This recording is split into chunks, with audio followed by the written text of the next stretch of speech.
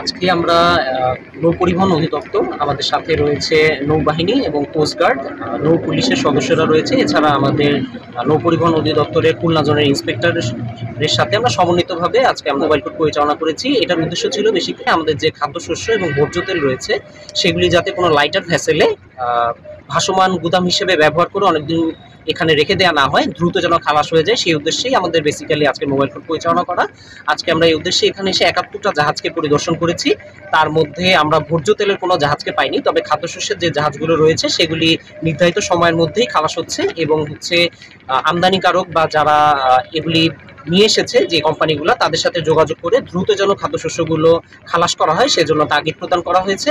এছাড়া আমাদের অভ্যন্তরীণ নৌ চলাচল অধ্যাদেশ অনুসারে যে সকল লাইটার ভেসেলগুলা আইন ভঙ্গ করেছে তাদেরকে আমরা সুনির্দিষ্ট কিছু ধারায় আমরা 10টি জাহাজকে মোট ৩,৫৫,০০০ টাকা জরিমানা করেছি। এছাড়াও আমাদের হচ্ছে নদী সংলগ্ন একটি চামড়ার যে ফ্যাক্টরি রয়েছে সেখানে হচ্ছে পরিবেশ দূষিত করা, তারা হচ্ছে দূষিত পানি নদীতে ফেলার জন্য সেই ফ্যাক্টরিকে ১,০০,০০০ টাকা জরিমানা করা হয়েছে।